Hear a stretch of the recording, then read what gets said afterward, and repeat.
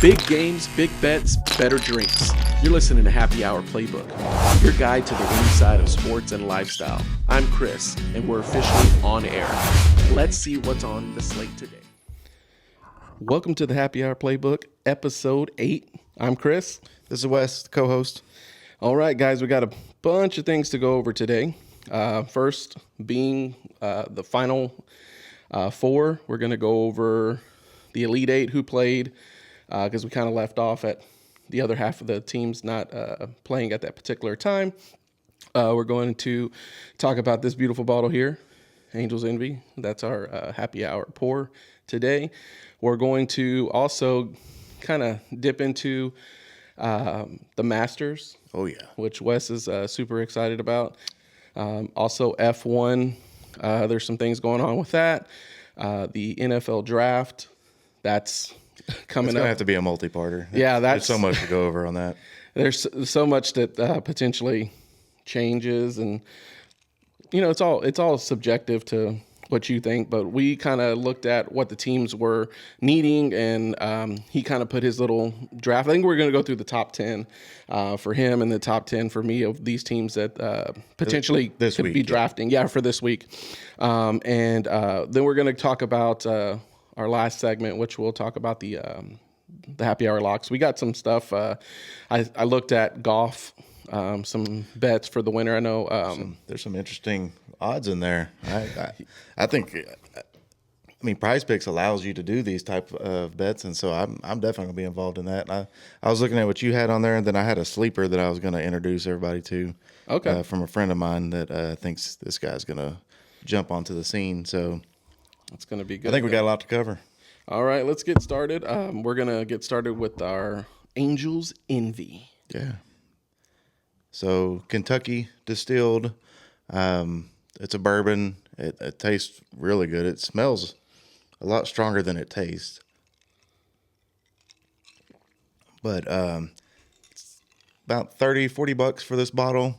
This is the port wine cask. Ooh. Oh, easy. Yeah, that's got a kick, boy. Port wine case, I guess aged. So it's in there for 3 to 6 months in this port wine. Yeah, it's been in there. Yeah, it's good. Man, I think it's good. I don't know what you try. It's you're a little soft though. It's okay. It's got a little kick at the beginning, but it definitely it smooths out really quick. It's got more kick than we've had recently. Yeah, that's up there, but it's really, really good. It's very smooth. I'm not seeing really. I mean, I can see the maple syrup kind of taste. I'm not really tasting much of the vanilla or the raisins that they say. This one is like supposedly. I got a little bit of vanilla, but I think it's just more of a smell. Maybe, but no, it does kind of give me that maple kind of syrupy vibe. But it's, I mean, I think that would be disgusting to drink that. Yeah, I'm not a maple. But like fan. this isn't bad. It's really, really good. 86 proof, so about normal, about 43% alcohol. Yeah, which isn't bad. That's actually really, really good. I like the bottle. It looks really cool.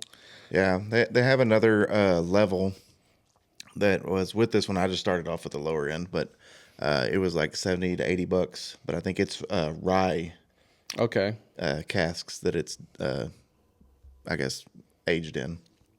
But to me, I mean, this is, as far as bourbon goes, I mean, you can find a pretty good bottle of bourbon from $20 to $40. This one's up there a little bit. I don't particularly care for, I don't know, like all the different, trying to get the raisins and I don't understand why yeah, I don't get all that either. But I mean, it tastes like a good bourbon. It would definitely make a really good old fashioned.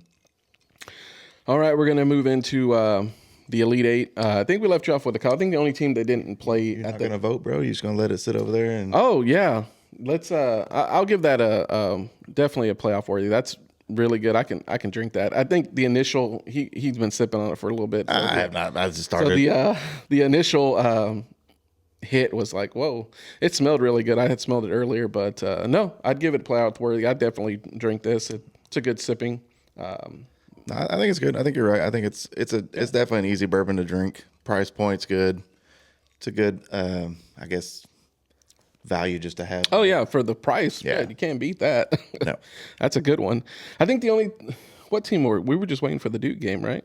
Yeah, so basically UConn upset Duke, and that solidified the Final Four with UConn playing Illinois and Arizona playing Michigan. So, You want to talk about that game?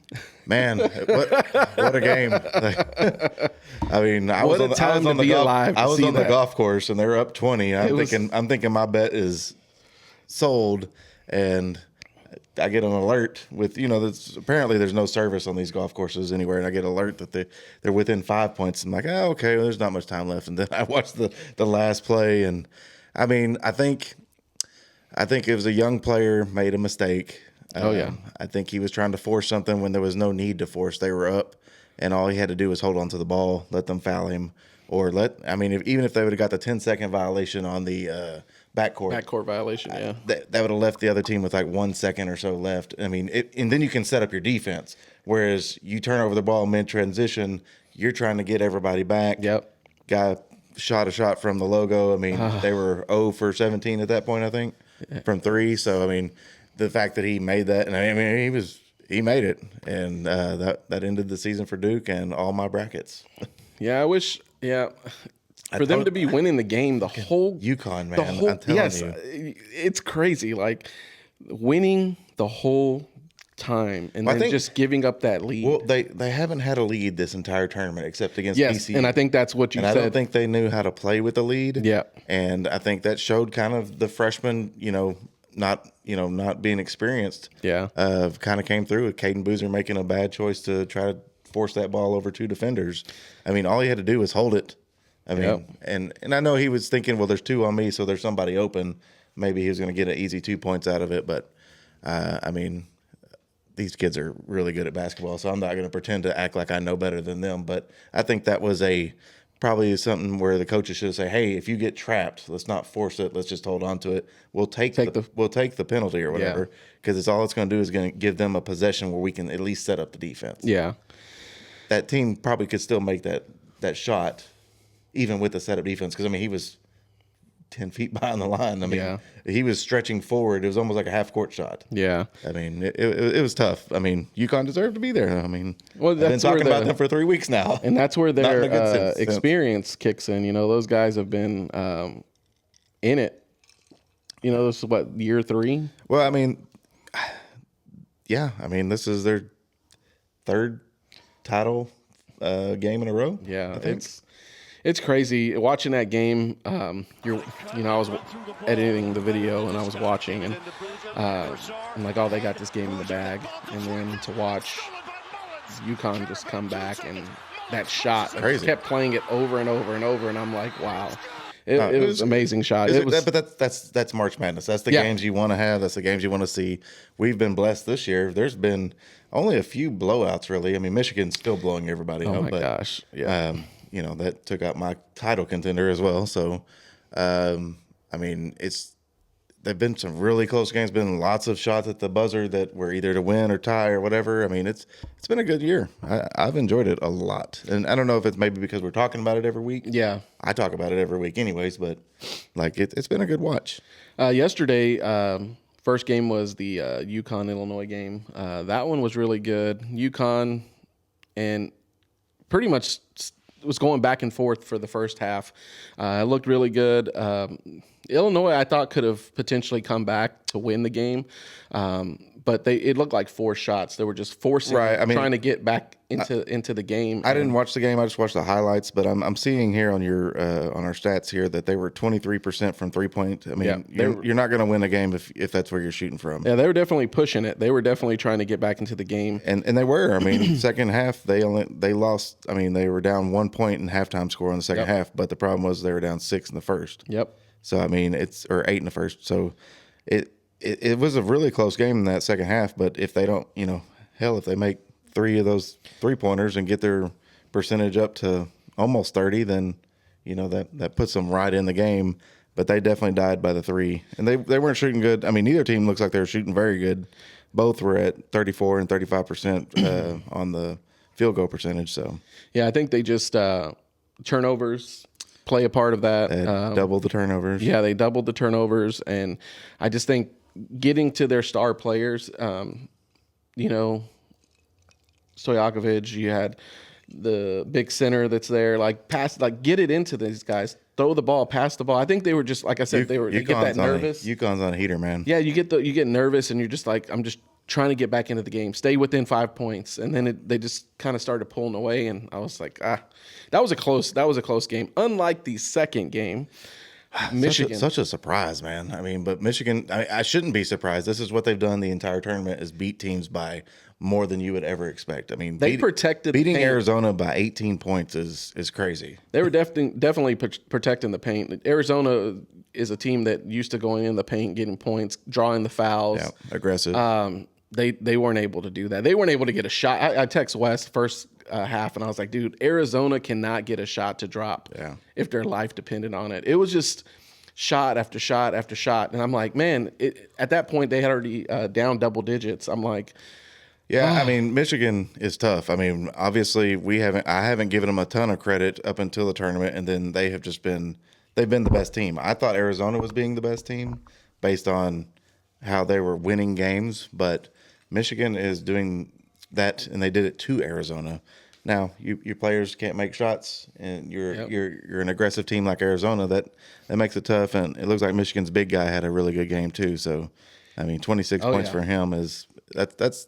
I mean, 9 rebounds. I mean, he was involved. I think that made a big difference. Yeah, he was on fire for sure. I think, one of preview for later on in our show with our locks, I think you take Michigan minus the points tomorrow. Yeah, it's a hard team to bet against. They beat Tennessee by 30. They just beat Arizona by 18. I think I'll chance my 7.5 points. Yeah, and they had the lead the whole game. Yeah, 99%. The whole game. Arizona didn't have the lead at all. And I never thought during that game Arizona was going to come back. I never felt it. It just the dominance level that they had the whole game.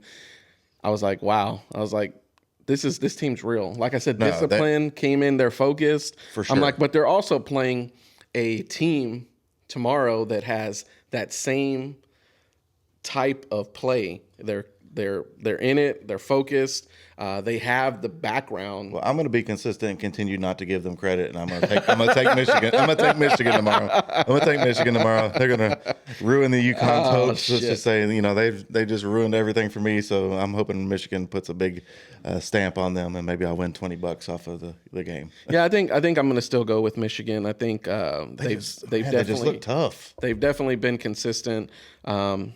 It's the Big Ten, man. It's just a hard team to look at and say, they're not going to do it. It's crazy because, they were number 1 for most of the year until they lost to Duke. And then they stayed kind of number 3, and we're kind of quiet. They didn't really hear much from them. Even in the Big Ten tournament, didn't hear much. And then all of a sudden they have come out focused. I don't know if it's coaching or if these players are just, matured. They look great. I mean, they look like a really well-oiled basketball machine. Like, They expect these results. Oh yeah, so I think they went in there and they knew they were going to win. I don't think there was any point in the game or when they were warming up that they were like, we don't have this game. They were confident. They were. Get this gnat bothering me. All right, now we're going to get into the next segment, which is the Masters. That starts Best April. Time of year. Yeah, April 9th through the 12th. This is going to be the 90th annual Masters. Crazy because the total purse for the actual Masters is going to be $21 million. The winner is expected to receive $4.2 million. And this may change a little bit. I feel like they announce it, but then I feel like it changes at the end. For more? For more. Oh, probably. They probably get more sponsorships and stuff. I'm not sure. I mean, it's a small tournament anyways. It's just got a limited amount of people that come in.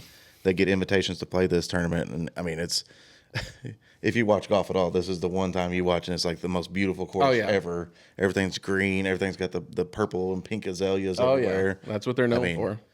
It's I like watching it. One day I'm going to go to it, but they like their prices, like their concession stands. Everything's like $1, $2, $3. There's no $15 beers. Reasonable. Yeah. Well, it's unreasonable to get there because there's nowhere to stay, and the tickets are lottery. So I guess they're just helping out everybody that once they get there. But Everyone that's there, they're like, all right, we'll give you $1 hot dog. It'll be good. yeah, for real. I mean, this is the one tournament golfers look forward to. It starts off the major tours of the year. It's always the first major. I mean, it's an amazing tournament, and it always provides like heat going into the last day, especially when Tiger was playing all those years. Those were exciting. He would always chase people down on Sunday. I mean, it's awesome. I think it's got a very even field this year. Do you think there's a repeat potentially? Honestly, so I was thinking about that. So I'm not a big Rory fan, but I feel like his demise in majors has been his stressing himself because he wants to reach that Grand Slam all these years. And he never did until finally he made it happen last year. I think he comes in relaxed, and I bet he plays well. He's one that I'm going to put a little bit of money on. I mean, I'm going to put on several people, but like for him, I feel like he's going to come in relaxed. He's already done what he needed to do. He may even play pressure. better. Yeah, once you win, gone. Once you win it, the pressure's kind of gone. You're there. You're going back again. You're like, okay, I've been here, done that. I'm going to be part of this group, this elite group that gets their green jacket. I mean, so it's like for sure, he's got a green jacket now. He's got the career Grand Slam. I don't feel like he has any pressure. I think he plays now with less pressure and probably plays better. Now, it could go the totally opposite way. Yeah. Some might thrive under pressure. That's never been his MO. But, I mean, I think, it's got a great field. Scottie Scheffler is always going to be in the running. It's just a matter of that is the man to beat. Hopefully he doesn't kill himself on Thursday where he's, because his Thursday rounds this year have been pretty tough to watch. But then he comes out the next 3 rounds and rattles off 3 great rounds. Yeah, and we were talking about the field. This one actually has 22 first-timers playing in the Masters, which is really nice. And then you have, we're going to say 17 reoccurring or post-champions, previous past champions or whatever. We took Tiger out of that. It would have been 18. Man, it was going to be an easy 20 for me. I had a bet with Kevin that Tiger was not going to make the weekend, and he didn't even make it to the first tee. Yeah, so that cost me $20. But I mean, Tiger, he's got his own kind of situation he needs to take care of, and hopefully he figures it out before he hurts himself or hurts somebody else. Yeah, I don't know. I mean, there's a lot going on, probably mentally and physically with him, and I think being that kid that I watched a little documentary they had on him, and growing up, your dad, I don't want to say pressure, but like pushing you and pushing you and pushing you. And finally, whenever he got to a point where he was big, it just through the underground, like him doing what he did and getting in trouble. And I think now he's just like, shit, I'm in pain. I need something to fix it. I don't know if it's just alcohol or pain is whatnot. We know being in the medical field, it's your neurons' response. And so pain pills don't fix the pain. No. They just block your mind from it so that you don't feel it.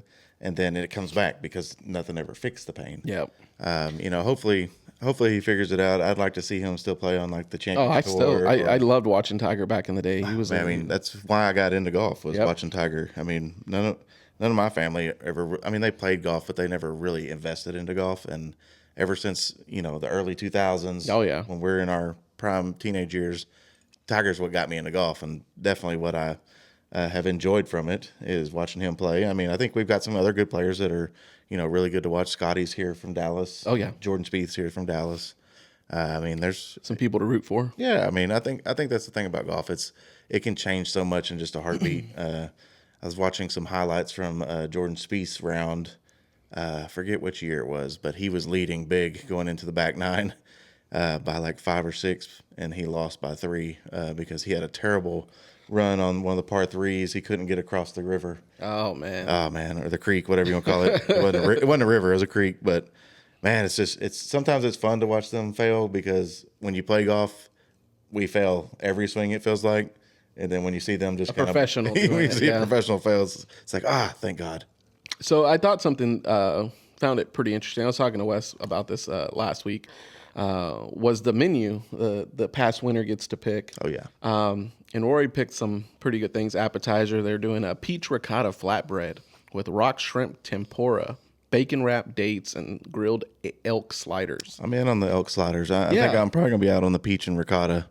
But yeah, ricotta is a little. It's I don't know. I'm not a peach fan, but it doesn't sound good. I mean, maybe a peach by itself, but like I don't know. You can start mixing it on some cheese and bread, and it sounds like a digestive nightmare. Yeah, and then you have the first course is yellowfin tuna carpaccio. Oh yeah, that'd be good. I'm in for that. That's definitely going to be really good. And then their main course, they're doing a filet mignon, a wagyu, seared salmon. Either you can choose whichever one you want. And they're also doing Brussels sprouts and glazed carrots, which carrots just sweet. Oh, it tastes so good. I'm sure it's a 5-star chef. I mean, I'm sure it's amazing. And then for dessert, they're doing a sticky toffee pudding with vanilla ice cream, which sounds really good. That sounds like something Rory would eat. Oh yeah. And I guess who do you have players to watch? Who do you think? I mean, obviously you're going to watch Scottie. It'd be nice, and I mean, you're going to keep everybody's going to have their eyes on Rory to see how he responds. Yeah. You know, John Rahm is a great player. He's still on the LIV. I think he's leading the LIV tour right now in points and stuff. So I mean, he's going to be a player at some point. I don't think he will win. I know Bryson's going to get a lot of coverage, being the long ball hitter he is. Sometimes on those certain holes on that amen corner, if you can get down there and get onto these greens in 2 and really have some really nice chances for eagles, and that's what makes this course exciting. They know where the pin placements are going to be on Sunday. They know how the course plays. I mean, everybody knows how this course plays. It's been documented. And that's what's so fun about it, because they know exactly where to land the ball so that it'll spin back or trickle down to whatever, hole location it is. Yeah. And then, hopefully they make the hole locations pretty tough, Thursday through Saturday. Yeah. We know where they're going to be on Sunday. But that's what makes it a great watch to me. And I think you get a lot of players that kind of come out of their woodworks a little bit too. I think Xander Schauffele is going to be a good one to watch. What's his name?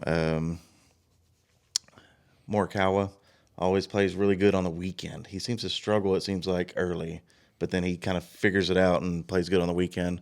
One of the guys that I'm going to mention was brought up to me by one of my golf buddies, Ryan, and he says that Gotterup is going to be a sneaky player for this tournament. Apparently, it fits his game very well.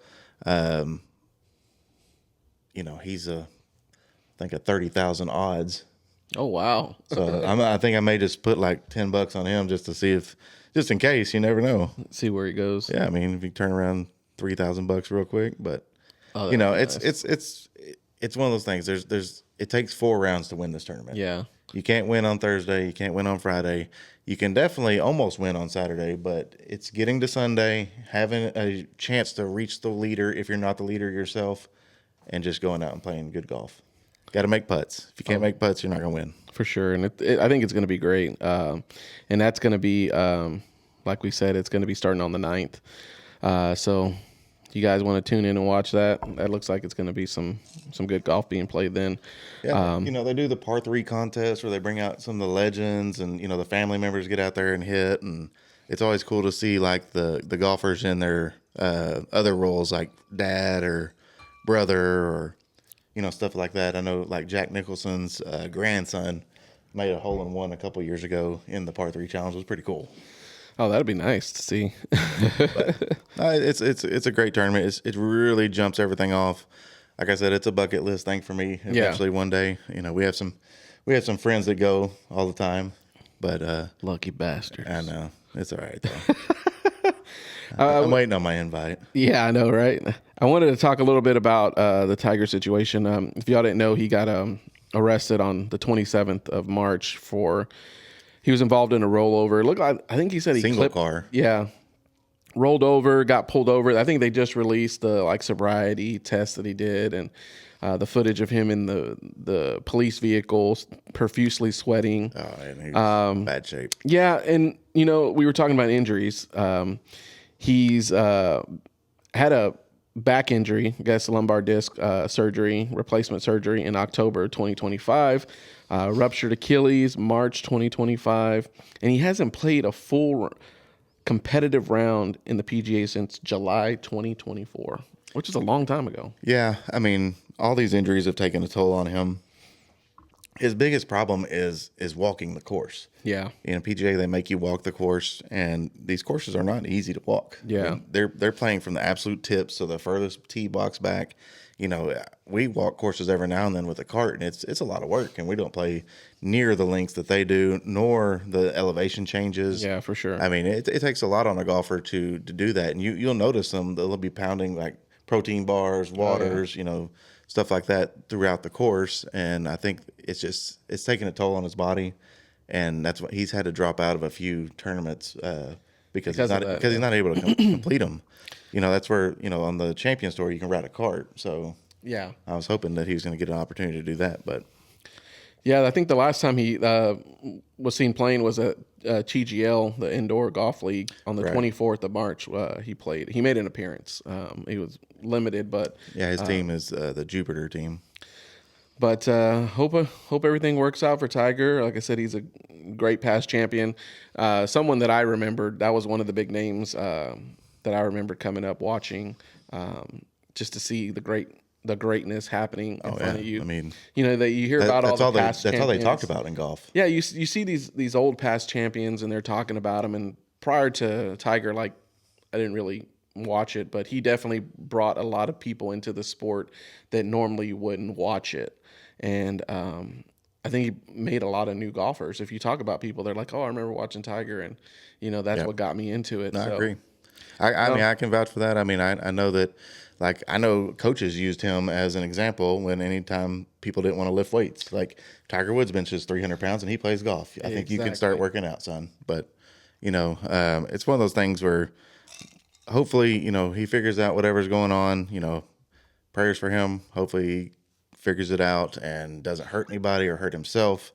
I mean, the guy's got enough money, he can hire a driver. I'll do it for him. Yeah, I'll even be his caddy, and I'll drink his beer and stuff.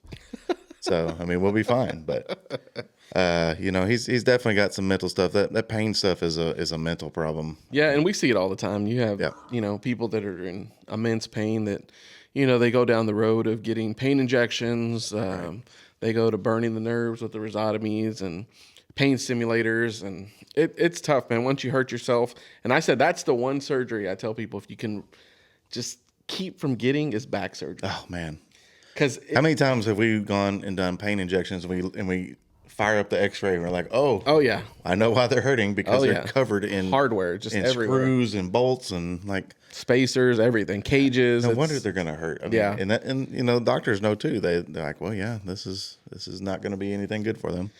Yeah, but make sure you guys watch it.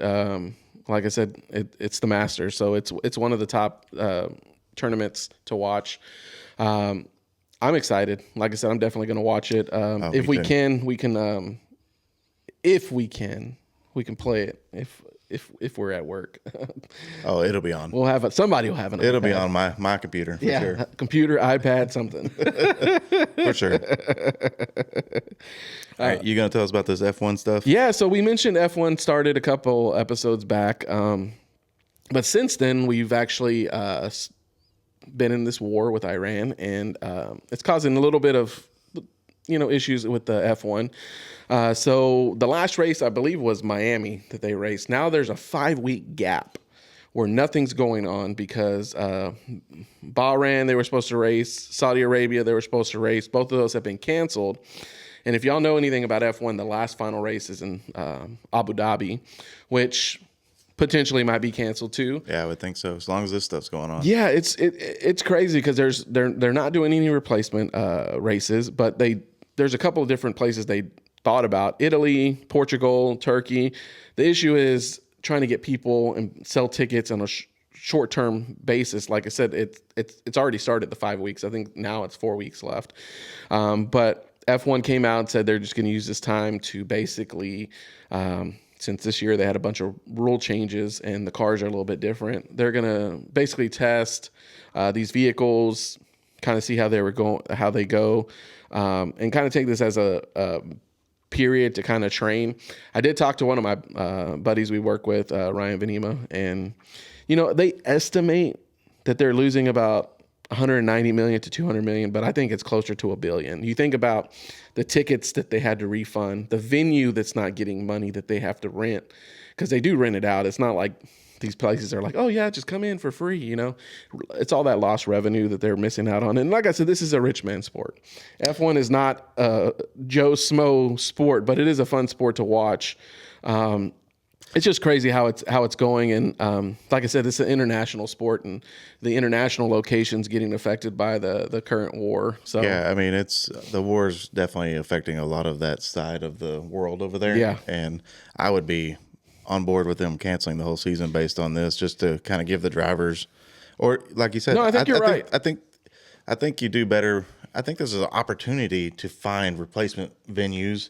Maybe not necessarily here, maybe in Mexico or maybe South America or Brazil or somewhere like that. Potential different venue place spots. Yeah, I think new viewers. Yeah, you know, a lot of these places hold the World Cup, so they're used to huge crowds and stuff like that. Yeah, I think they should use this more of a time to really find new places to go. Not that those places are bad. I feel bad that they're canceling places, but up until this issue is resolved, and who knows how long that's going to take. But like, you need to. You're going to lose your job, whoever's running F1. Oh, yeah. If you continue to lose money. Like For sure.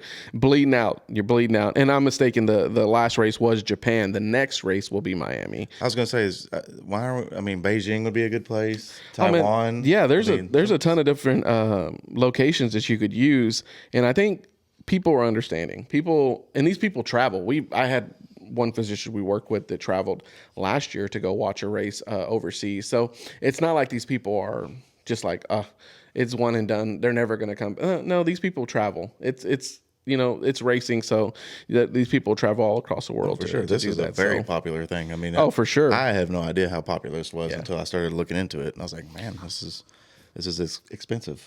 Yeah, exactly. But the current, I have the current standings here, which is interesting. Lewis Hamilton is in fourth place. He's one of the popular world-renowned people. If you talk about F1, people kind of know who he is. He's actually in fourth place currently at 41 points. Hasn't yet gotten a first place win under his belt, but I'm looking forward to F1 coming back. Like I said, it's good to watch, and I hope everything works out and they're able to continue with the remainder of the races and also with the season finale of Abu Dhabi. So hopefully it all works out. Like I said, it sucks that it's not going to be able to have a complete season, but it is what it is. It hurts the drivers and the race teams as well, because I mean, a lot of those teams are kind of eat what you kill type stuff. Oh yeah, for sure. If they're not racing, if you're not racing, you're not making any money. I mean, I'm sure they've got sponsorships. I know Verstappen has a lot of sponsorships that I see him on commercials and stuff like that. But I'm sure that revenue isn't slowing down. But some of these guys, even the lesser guys, may be depending on those every week race checks to come in. Oh yeah, just to provide them with enough money to continue to compete. That happens in golf a lot. Oh yeah. All right, NHL. We talked about this last week. In the playoffs start April 18th. For the NHL, we're going for our Dallas Stars. I think they're going to end up playing Minnesota. That's what it looks like. I printed this off. I had this off. Printed this off today. So I think they're going to end up playing Minnesota. It looks like Colorado's probably going to end up playing Nashville. Tampa Bay is going to play Boston, and I actually like Colorado playing Nashville. I feel like Nashville is kind of a sneaky, like, sweep them. I'm not sweeping. I'm not joking. Sweeping, but like they're kind of a sneaky, like, I don't know, like they're like a very, I don't know. I remember them being a big team when they made their run a couple years ago. Maybe I'm thinking of the Blues, but it's like, well, we had them play. Dallas played the Avalanche recently. Yeah, yesterday, and they lost 2-0. Yeah, it was 2-0. I'm glad it's a 7-game series. Yeah, I mean, Colorado's. Everybody benefits from that, but I mean, I think we're a better matchup for the Wild. I think we should go through that matchup pretty easily. Not easily like with a sweep, but like shouldn't be a 7-game series. Yeah. Hopefully we can make it through the first round. without a 7-game series. I think it's going to be a good series. Nashville, like you said, in Colorado. Hopefully Nashville can draw it out, get Colorado a little tired, so we can, have a couple of games rest. But I hope, man, I just want to see Dallas win it again, man. Yeah, I mean, they're exciting to watch. Been a lot of fun. Yeah. I see that the Vegas has shifted up Anaheim, because it used to be Edmonton and Vegas playing. Now it's Anaheim. Yeah, but you know what? Edmonton still has a tough road, man. They have to play the Mammoth. I think I've watched those games. They played each other earlier in the year, and I want them to be recalled the Utah Hockey Club. I'm telling you, it needs to be the Utah Raptor. I think the Mammoth. I'm like, the Raptor Mammoth's sounds better. Beast. I know it's a cool jersey. They got cool jerseys. I just think the Edmonton versus Utah Raptor would have been a better fit. It's like, the Mammoth. Raptor. Matter. The Oilers. Yeah, that's matter weird who too. They're playing. Oilers versus Mammoth. Oilers versus Raptors. We're gonna throw oil at you. Oh my God. No, but Vegas playing Anaheim. Anaheim's been playing really good too. So, but the team that isn't in the playoffs is the Panthers, Florida.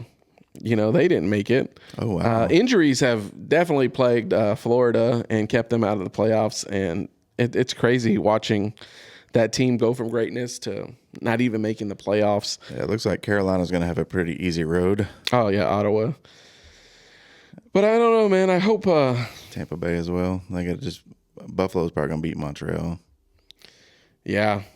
I don't know, man. I was reading a little article today on Florida, and it's just crazy how many injuries they have. And yeah, I mean, that's not something you can control, and they'll be back next year, I guarantee you, because they seem to be – they were very good last year. Yeah. I mean, very good.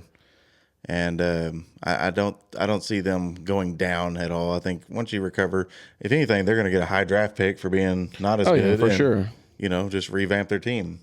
That's something the 49ers have done well over the years. Is they'll be great one year and then be trash the next year, and then all of a sudden they're getting a top 5 player and they're back to the top again. And it's like, so they won 2024, they won in 2025, and didn't make the playoffs this year. Yeah, I mean it's injuries. Yeah, injuries, and that's what I was reading. It's like injuries plague you, and that's the thing. I was talking to Brian, one of our buddies, about hockey. He watches and follows, and I was like, it's crazy how these tough series in the Western Conference. Retired war heroes. You watch these hockey matches and these playoff in the Western Conference, and you get beat up through 7 games, and then you have to play the Eastern Conference. I watched last year; they were sweeping, they're winning 4-1, series, and they're sitting waiting for the Western Conference to come up. And the top of the Eastern Conference is very good. Oh, for sure. But everything in between the top 2 teams and below, there's not much competition. No, it's garbage. Whereas the West, every team has a chance. For sure.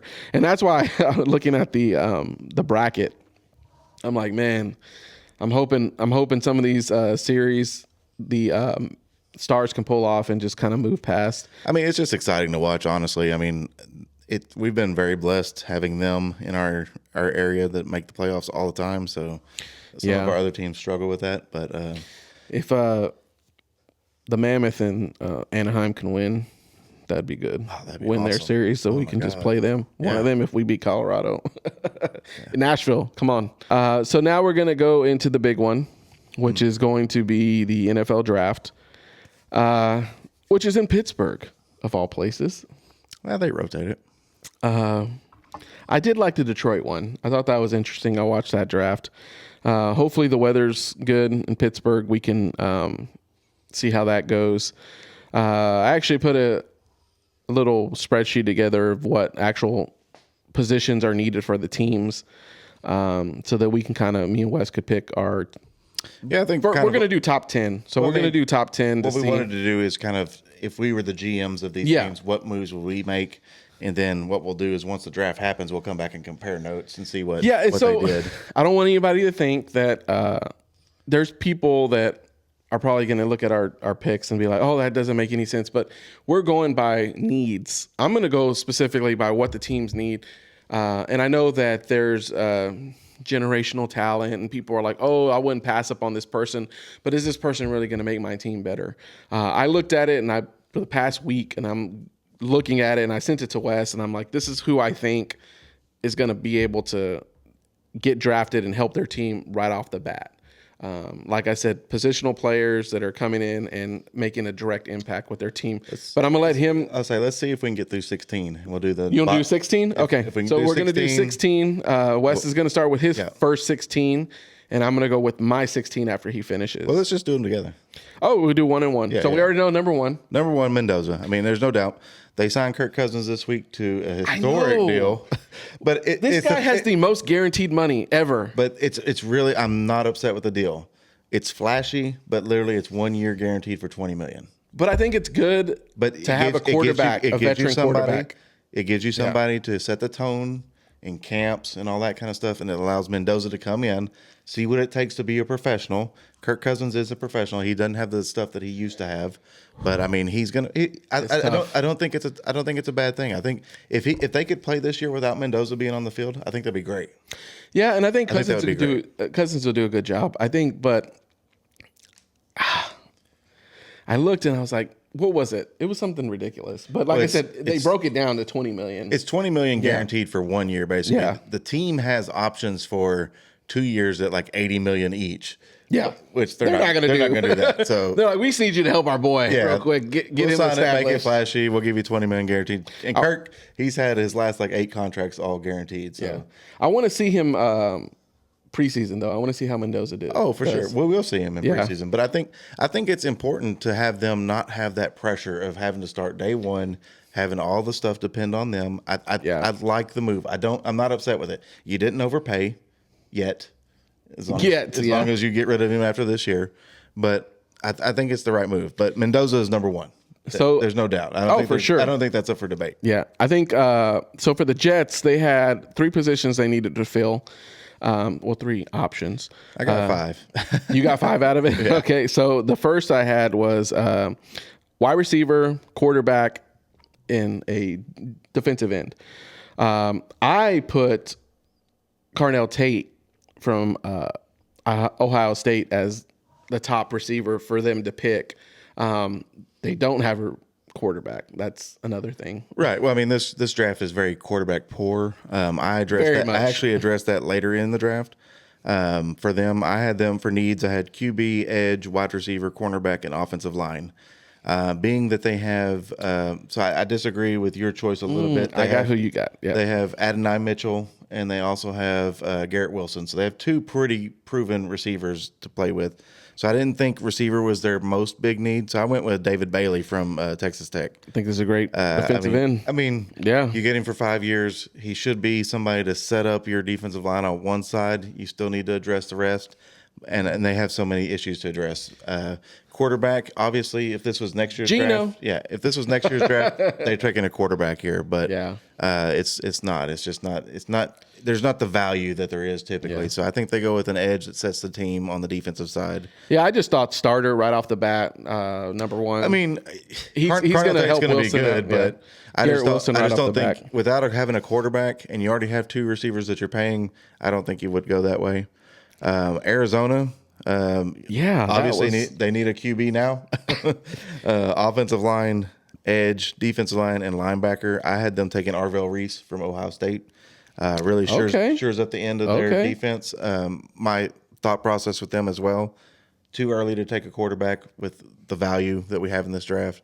I think you go edge, set your defensive up. You're probably going to have Jacoby Brissett come in and play this year, so you're going to be above average at quarterback anyways.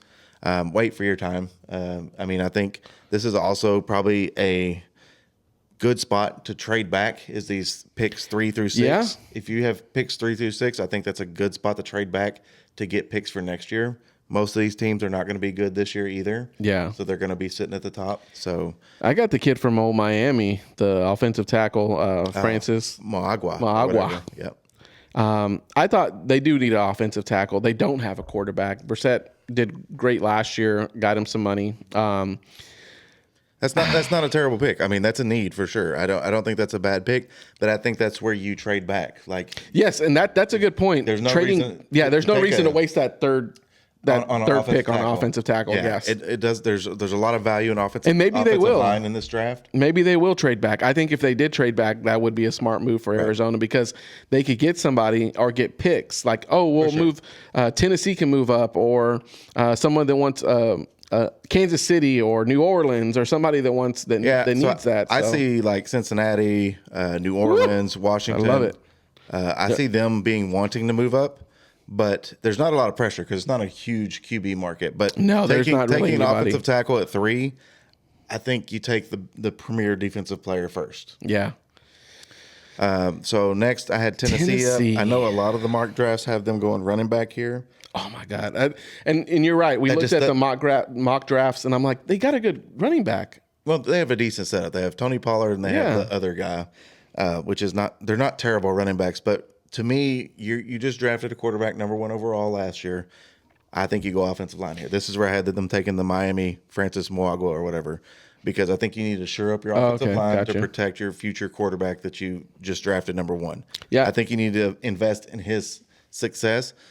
Does having a premier running back make him successful? It can, but if you can't block for the run, it doesn't matter. For sure. So I think you still go offensive line here. Yeah, I had them as edge, wide receiver, center. And I went with Arvell Reese from Ohio State. Getting him. It's not a bad pick. You shore up your defense. If Arizona goes offense, they will take Arvell Reese. Yeah. So. And it's the best player available. You think about it, you got the best player available. So I think Tennessee, too, offensive line probably would be the best just to protect your quarterback. I think so. I think that's where you need to invest. You got a quarterback that potentially, you've seen him last year. All he was doing was running around the field. Well, I mean, he's got to get used to being an NFL quarterback, but in the pocket, if you protect him, then it's on him, and you can use that to kind of guide him on how you grow him and develop him. This next pick, New York Giants. I don't know who you put actually. Well, I don't think I looked that far. I went with what I would do if I was their GM. Oh my gosh! Now I'm scared. What they're probably going to do is they're probably going to take Carnell Tate right here. You think? They just got rid of what's his name, the receiver, Raw something. What was his name?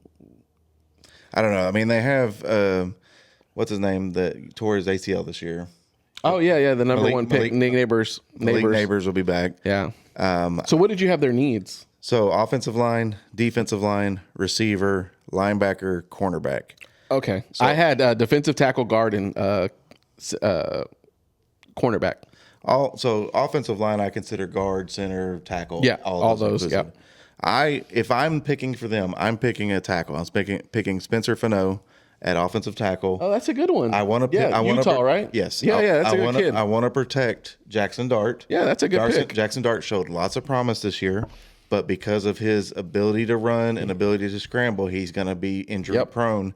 So I think we need to solidify any reason to protect him. Now, being a Cowboys fan, I hope they pick Carnell Tate because it doesn't matter if you're open if nobody can block for you. So, yeah. But I think that's what they'll go is Carnell Tate. If they're smart, I think they go tackle. I went Caleb Downs, Ohio State. I mean, honestly, for me, it was their last need for the third, but I think he's done good. He's one of those players that can come in and play right off the bat. Right. There's a lot of stories about him being like a once in a lifetime safety. Generational player. Right. For sure. Yeah. And so to me, I can't argue that pick anywhere in the top 10. But I feel like a safety is not protecting Jackson Dart. If your offense isn't able to score points, your defense doesn't matter. So I still think you should protect your future quarterback. Any of these teams that took quarterbacks last year or the year before need to protect their quarterbacks. Yeah. That's the best way to be successful. And you can see like some of these teams, you can get by with a quarterback that's mediocre if you have good defensive line and offensive line. Oh, for sure. Investing in the trenches. So I think that's an important one for New York. Now, Cleveland. What did you have Cleveland needs as? I had offensive tackle, wide receiver, and QB.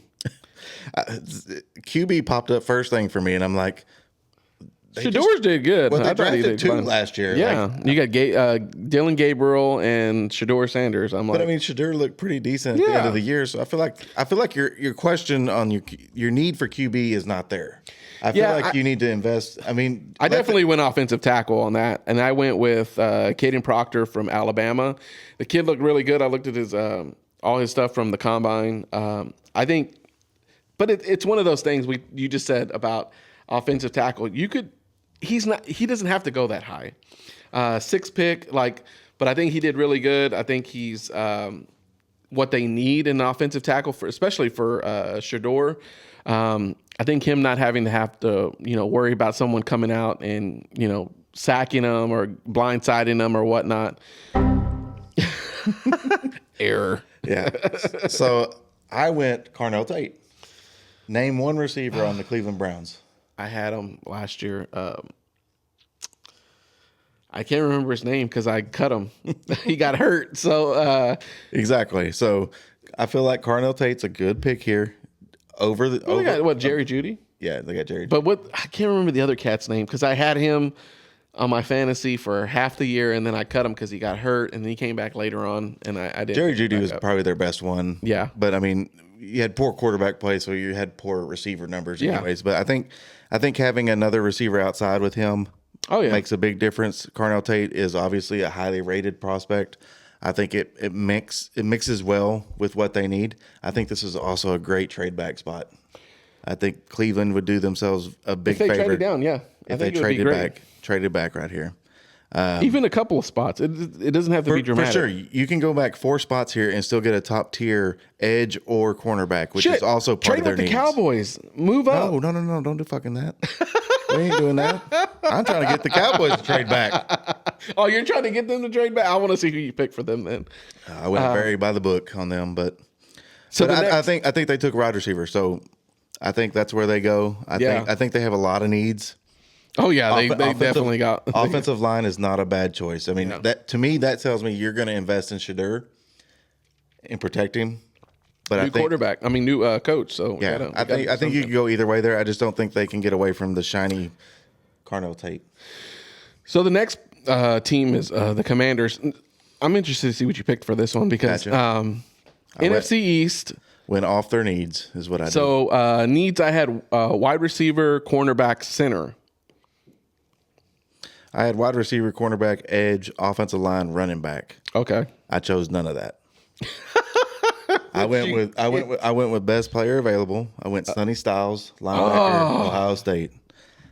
That dude is a monster. Well, they're Bobby Wagner plays middle linebacker for them right now. He's on the edge of his career. If not, I don't even know if he's re-signed with them yet. I think he's a free agent. But that's a huge hole in the middle of your defense. And Sonny Styles has been projected. He's been projected a top 3 pick. So I mean, I think that's where they go here. It's a high pick for a linebacker, but I think the upside of giving your defense a captain to hang around, I think that's where they go. I went Mekhi Lemon. Okay, USC. Not a bad pick. I didn't know his interview was a little bit weird, or his press conference he did with the when he was at the combine, but. I don't know. Top receiver, one of the top receivers, I think, showed out at the combine. I think that's a good fit for him. They need a receiver. To help. I don't agree. Somebody on the other side of Scary Terry. I mean, Scary Terry. You got a quarterback. I mean, I think you could have gone offensive tackle here. And there's a lot of offensive tackles you could have got. The Spencer Fano. That's another one that I thought that could have fit in that place too. Yeah. I like that kid from Utah, man. I think he's not going to be available at this point. But I think like I said, any of these points right here between 10 and 3 are trade down spots. Oh yeah. Because I think you can still get the same value later in the draft that you do there. Yeah, because you think some of these teams don't need these top prospects. They can work them way. They can work their way down. Some of these teams are going to be in love with somebody. Like Dallas is going to be in love with Sonny Styles. If he's available, that late, yes, I'm worried that they would trade up for him. But we'll get to that. I originally had Sonny going to the Cowboys, and I changed it because he won't be there that long. My team is number 10, but we're going to go ahead and move to the Saints. The Saints I had for their needs. It was going to be wide receiver, edge, cornerback. Saints, I had wide receiver, edge, cornerback, defensive line, offensive line. Oh yeah, they need. And I had them taking your boy, Sonny. No, who? Ruben Bain. Oh, from Miami. Yeah, I feel like he sets the edge on their defense. Okay, that's a good one. They're in cap hell right now. They need to really solidify their trenches before they pay their quarterback. So I feel like that's where they go. Ruben Bain being available. I think there's a couple other places they could go because they have so many needs. I think they could go wide receiver. I don't think that helps their game. I think if they go wide receiver here, I think it's a poor choice. So yes, because they already have a wide receiver in Chris Olave, and they got rid of what's his name to go to Seattle. They traded Shaheed, which was really good. I actually went with the wide receiver to be a number 2, which was Jordan Tyson from ASU, Arizona State. Yep. I picked because I'm like some say the top receiver in the draft. Yeah, I was like, he's available. Let's pick him. It gives you a second wide receiver to help with your offense. You got young quarterback, potentially another quarterback. You got 2 good quarterbacks that basically played for y'all last year, and one of them was a rookie. Good is a strong word. Well, showed promising work.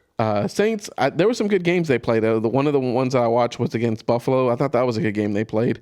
But I think Buffalo is going to go. The Saints will pick up a wide receiver, and that's what I had Jordan Tyson as their pick for the 8th pick. Okay. I don't disagree with that. I think it would be poor choice just because, for one, you haven't solidified your quarterback slot. You still don't know what you have in Shuck or Spencer Rattler.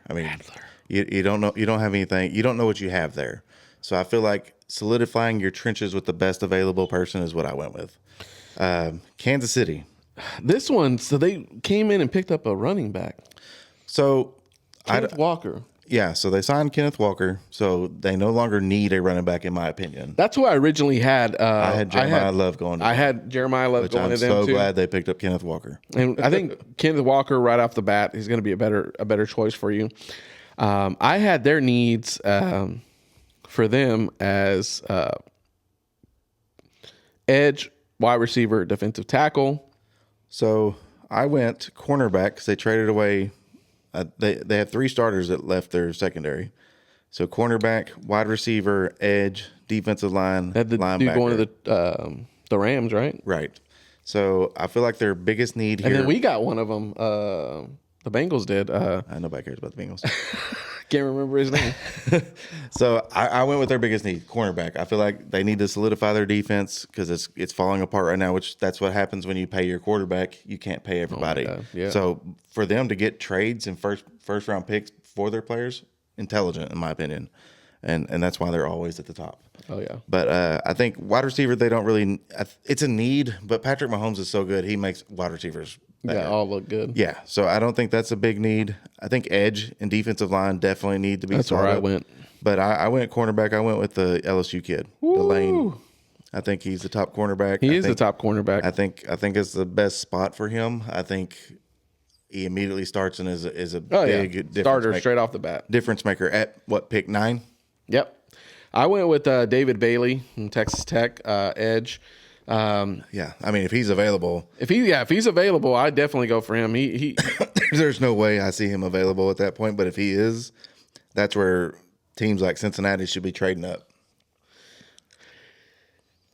David Bailey. I know, but we have what do you have? We have the next pick. I know. And the pick that I picked for this pick, I think we could potentially get. There's 2 picks that we can probably get. I think that Cincinnati's at the 10th pick, and I had them for their needs. I had them going with defensive tackle, offensive tackle, and wide receiver. And wide receiver? Yeah, I went with a little different. I went with linebacker. I went with Sonny Styles at 10. I think that's a good spot for him. He ain't going to be fucking available. What are you talking about? You're talking about the Cowboys getting him. I said Cowboys trading down to get him. He's too shiny. That draft combine, he's not going to be available. I think he'll be available. It is one of your needs. Yeah, and I think he'd fit in. We got rid of Logan Wilson to the Cowboys. And we got rid of him too. He retired. He's done. He's like, I don't even want to play anymore. We traded for him for something, and he was nothing. I was like, he went from the 32nd to the 31st defense, and he's like, you know what, I'm done. I'm like, I can't do this anymore. I don't think he said that. I think the league told him that. But so with Cincinnati, I had their needs. Come on, give me something good, dude. Defensive line, linebacker, Who? Offensive line. Give me a good name though. Defensive back, edge. I went Caleb Downs. Oh, that'd be great. Generational safety, dude. I think this is where he falls. So I think you're not the only one. You're not the only one. I think this is where he falls, and it may not be necessarily a need as no, we need a cornerback. You need everything, but he's not a cornerback. I know, he's a safety, but I think he really. I'm talking Ed Reed. Oh, Ed Reed type, yeah. Yes, that's who he is. And as far as what I'm comparing him to, his ability to go after the ball, his ability to separate, his ability to force stopping the run. I mean, he is a safety of generational talent. That's why there was talk of him going number 2 to the Jets. I did see that. Yeah. I just think it would be poor choice for them to take him at number 2. Safeties and linebackers, like I said, don't generally have that value up that high. So I have him going to Cincinnati at 10. I did. You're not the only one. I did see that earlier. I think I don't know if it was ESPN or CBS or somebody had it going. Had them going. Caleb Downs going to him, going to the Cincinnati at 10. But linebacker wise, that's why I went with Sonny Styles. I'm like, I originally, like I said, I had him at the Cowboys for 12, but I don't think he makes it that far. I don't. Who else? I don't know who else would pick him up. Man, he's a shiny object. Washington, like I said, they're trying to replace Bobby Wagner. Cleveland could take him. New York could take him. Tennessee could take him. And Arizona could take him. They have needs at linebacker. I mean, I just don't think he falls that far after that huge combine. Yeah, he did really good. But I'll let you be in your feels for a little bit. But what do you think? Hey, Caleb Downs is good. I'm good with that. Let's go Miami at 11. Okay. I have wide receiver, cornerback, edge, offensive line, and safety. Okay. I have them taking Mekhi Lemon. Okay. They just traded away Jalen Waddle. You need to give, what's his name? Coming from the Malik Willis. Malik Willis, yeah. He needs some options. I mean, he just signed a pretty big contract. I'd be hard pressed to be like, y'all are trading away all my weapons and y'all just sign me. What do you expect me to do? Yeah, so, I had wide receiver, edge, cornerback. Yeah, I went Mekhi Lemon. I went Denzel Boston from Washington. He did really good at the combine. I did, like I said, it was kind of one of those things. It's like, okay, can I receiver? Yeah, receiver, wide receiver. I don't even have him in my first round. So it could have gone either way. I was looking at Lemon, and I was looking at Tyson, potentially even Miami picking up one of those guys. But I was like, you know what, I think Boston a good fit there. But like I said, Miami, like you said, they traded away. I know. I was like, you signed a quarterback, and then you got rid of Cheetah. Yeah. You got rid of Waddle. I'm like, well, shit. All you got is the tight end. What's his name? Hell, you don't even got him. A-Chain's going to have 500 receptions. A-Chain's going to be everything. He's going to be the receiver, the the running back, everybody. Man, it's ridiculous. I think they go wide receiver because of the fact they got rid of both of their top two. So down to the Cowboys. This one's very storybook. Is it defense heavy? Oh yeah, they need a defense. So I think I have 3 defensive positions. Yeah, so I have edge, cornerback, linebacker, defensive line, offensive line. I think they go with McCoy from Tennessee, a kid that didn't play. Oh yeah, he didn't play last year. You had him going early. Yeah, he didn't play last year, but because he suffered an injury, ACL, I believe, and then he came back and had a really good pro day. Ran a sub. I had him the second best. He was like cornerback. 4.3, 40, like a 10-foot broad jump, 38, 39-inch vertical. I mean, he had a pretty good showing. There's lots of good video on him from the year that he did play. I think it's a risk here. I would prefer them to trade back. I would like them to go back to 16, 17 right here. But at this point, did this as if there was no trades. So that's where I would take. I had them needing it's a different order: a linebacker, edge, cornerback.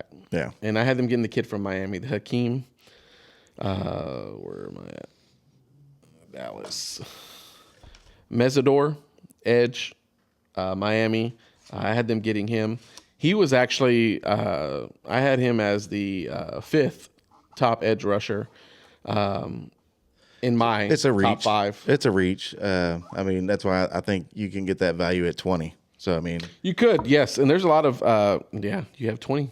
That's your next pick. 20. I know. So, I mean, that's what I'm saying. I think there's a lot of reaching from about 7 to 20. Yeah. And then obviously past 20 is reaching, but I think they go cornerback. I think I'm okay with that pick at this point. The Rams.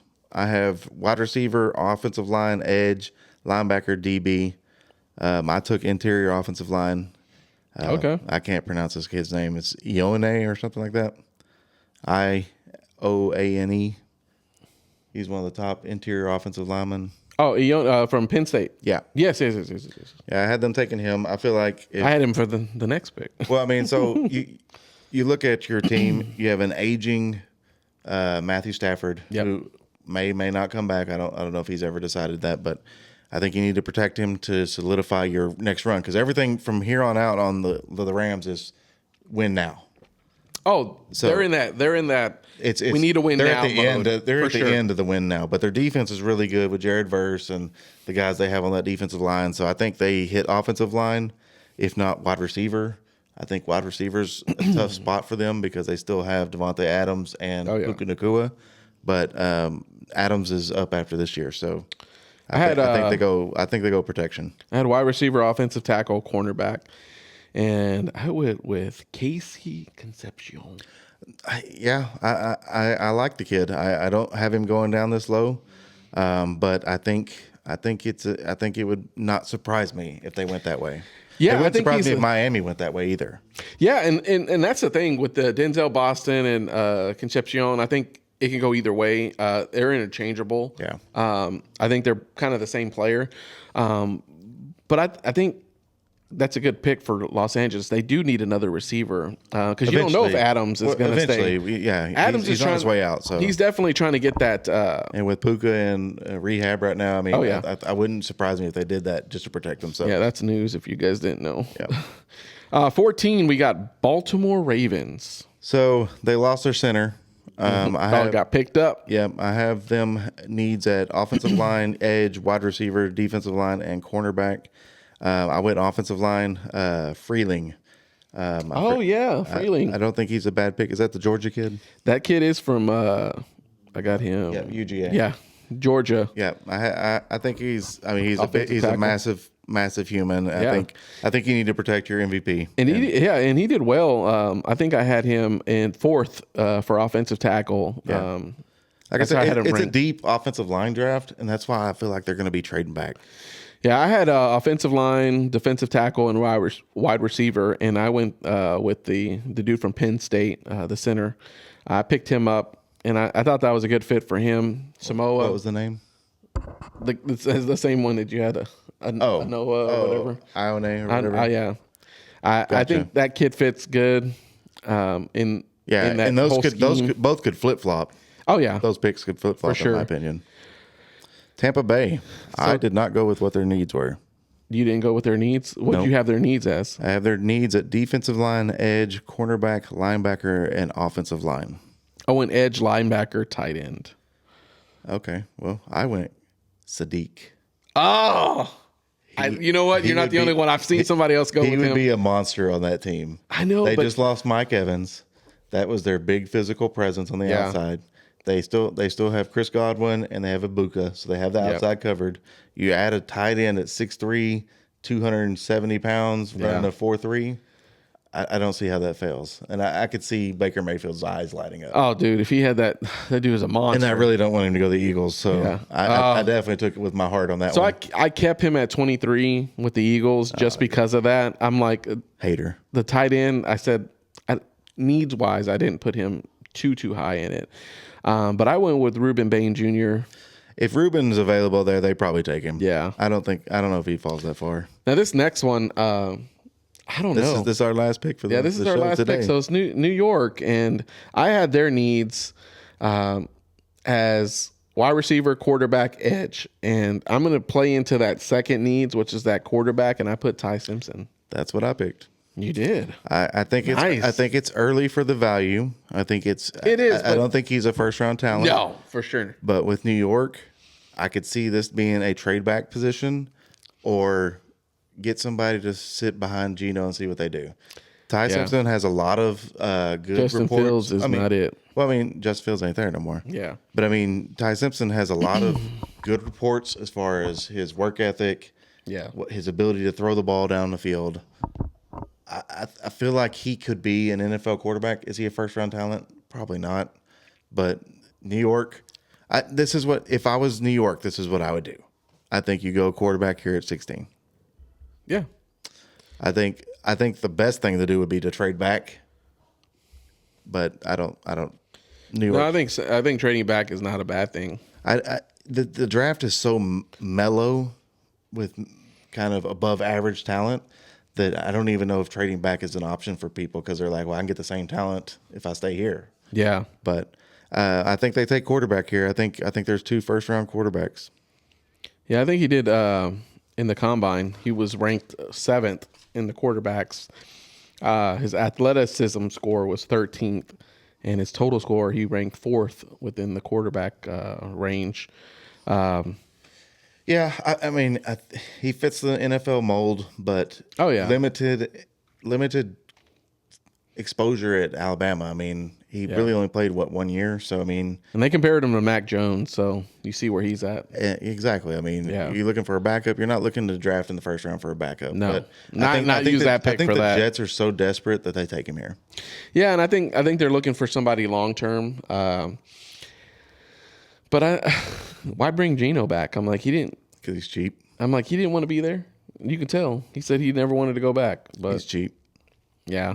And I guess with what was on the market, I think that was something that was available for him to go to. So, all right. So now we're going to get into our happy hour locks. Please bet responsibly. Yes. We're not responsible for you losing your money. Yeah, don't blame us. All right. Don't blame us. No. All right. So I think I mentioned one earlier. I'm going to go ahead and re-implement that one. That was the Michigan minus 7.5. Okay. I think that's a complete lock. I think Michigan blows out UConn. Yeah, I think you're right on that. I think they solidified like this superior conference run and championship. Oh yeah, for sure. Blowout. What about your Masters? So Masters, I think so. Rory's a 10x right now. So $10 on him wins you 100. I mean, that sounds like a good one. I don't think that's a bad one. I think you put money on Scheffler. Number 1, baby. Yeah, he's a 5.5x. I mean, you're getting there's good odds on all these guys, but the one I was going to mention earlier is the sleeper guy. My buddy told me about Chris Gotterup. He's at 33x. So 33x. Yeah. So I mean, I wish you could bet. Yeah. Some of these places let you bet, top 10, top 20, top stuff like. Yeah, not just to win. Yeah, Prize Picks is only going to get you for the win, but I think you take a couple of those guys at the top, Scheffler, Rory, DeChambeau, and maybe like a Morikawa, and just have them and just $10 each. You're out $40 potential. If any of those guys wins, it's going to be 10x. So you're right. I think I have some for today. Actually, let me look. I hit a baseball one today. I didn't. I hit. This was. Oh yeah, look at that. I got one for today. I got Jalen Green. PRA 25.5. Hit that. He got 33. Jacoby Walter, I did not get. Toronto. I had him getting 5.5 rebounds, assists. He got 3. Tatum, I got him getting 6.5 assists. He got 7. Got the center from Boston. Got him getting 23.8 PRA. He got 29. And the kid from Utah, center, it just keeps moving. I got him getting PRA 31.5. He's got 18. And then Santos from Golden State plays tonight. I got him getting 25.5 PRA. You already missed one. So what's your payout for 5? For missing one? 15, 225, and that was a $15 bet. Nice. I had a $10 free bet today, so I bet C.J. Abrams against the Dodgers to have 1.5 hits, runs, RBIs. He had 2. Roki Sasaki, I picked him to have more than 4 Ks. He had 5.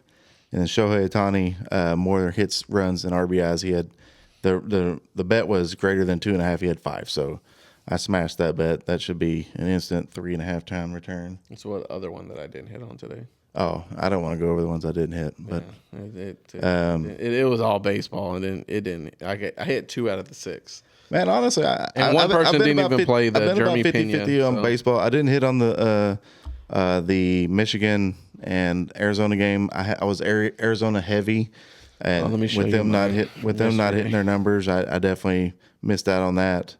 I missed a couple of baseball bets. This is mine from yesterday. So this is my Illinois, UConn, and I hit 1 on the UConn, Illinois, and then I hit 1 on the Arizona. Yeah, it was tough. It was tough betting yesterday, but it was very one-sided. Hitting 1 today will pay me for the rest of the week, so that'll be all right. All right, guys, that's episode 8 of the Happy Hour Playbook. It's been a good one. It has been really good. Next week we'll catch you up on our final championship for Masters the NCAA. Yep. We're going to talk about the Masters. We'll catch up on some NBA. We'll get the final playoffs for them. Should be starting. Which would be nice. We'll have the play-in games and all that. And then we'll go over a little bit more of if from 17 down. Yeah, the rest of the draft we'll try to hit up. And we'll then go down on that. We'll probably hit that one again that next weekend as well, because that'll be the weekend before. Yeah, which is going to be exciting. That's all right. I mean, we got so much to talk about. It's sports. It's a sports mecca right now with all the stuff going on. For sure. But I'm appreciate Chris. Y'all tuning in. This is Wes. We'll see you guys next week. If you got anything to talk about, same thing. You guys hit us up on Instagram, Facebook. We got TikTok, YouTube. I haven't got Twitter to work yet, but I'm gonna figure it out. We're gonna figure out the Twitter thing. So, Elon. You got that spaceship up there now. You'd be able to help us out. Should be able to get my podcast on your platform. Sending people to Mars and shit. I know, right? He want to claim Mars as his own. But we'll go ahead and let you guys go. We'll see you next week. Thanks for tuning in. Appreciate it. See you guys later. Later, guys. And that's the final whistle for today's Happy Hour Playbook. I'm Chris, and we're officially off the clock. Make sure you follow us on Instagram, YouTube, Spotify, and Apple Podcasts so you don't miss out on our next slate of picks. Stay sharp, stay hydrated, and we'll see you at the next kickoff.